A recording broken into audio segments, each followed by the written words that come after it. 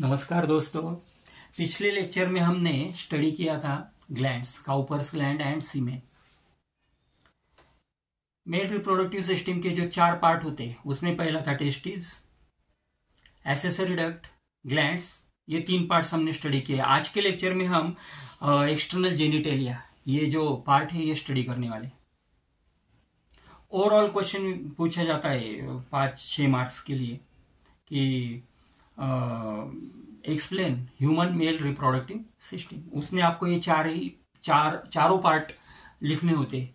थोड़ा थोड़ा एक्सप्लेनेशन हर एक पार्ट का देना होता है। तो आज हम स्टडी करने वाले हैं external genitalia. External genitalia includes penis and scrotum. 2 part आते हैं उसमें, पेनिस और scrotum. The penis is male copulatory organ and it is cylindrical and muscular. Male copulatory organ is cylindrical and muscular. दूसरा part जो है वो है scrotum. Scrotum is loose pouch of pigmented skin lie behind the penis. Penis के पीछे वाले बाजू में इसका लोकेशन होता है। It is loose pouch of pigmented skin. Pigmented skin होती है, पाउच लाइक स्ट्रक्चर होता है। And it is divided into left scrotal and right scrotal by a septum called as tunica dortus. एक सेप्टम होता है tunica डॉर्टस, smooth muscle से बना हुआ। उस सेप्टम की वजह से राइट स्क्रॉटम और लेफ्ट स्क्रॉटम ऐसे 2 पार्ट इसमें हमको देखने को मिलते हैं। The foetal testis are guided into and retain in the scrotum by short fibromuscular band called as gubernaculum.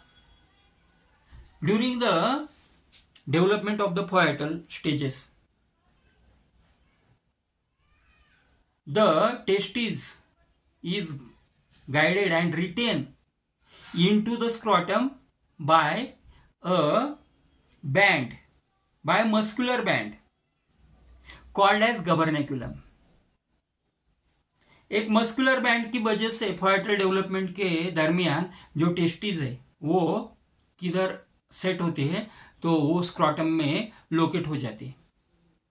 If the testis remain suspended into the scrotum by spermatic cord, scrotum में suspend रहती है because of spermatic cord. If it fails to suspend into the scrotum, if the testis fail to suspend into the scrotum during the poietal development, this is known as cryptochildism. अगर poietic development के समय testis scrotum में जाती नहीं है, वहां पे locate होती नहीं है, तो उसको हम क्रिप्टोचाइल्डिज्म बोलते हैं। इट फेल्स टू द और it leads to the sterility. उसकी वजह से स्टेरिलिटी आ सकती है। The cremaster muscles and daughter muscles, dortos muscles and camester muscles functioning to maintain the temperature of the scrotum lower than 2 to 3 degrees Celsius than the normal body temperature, because to protect the sperm cells.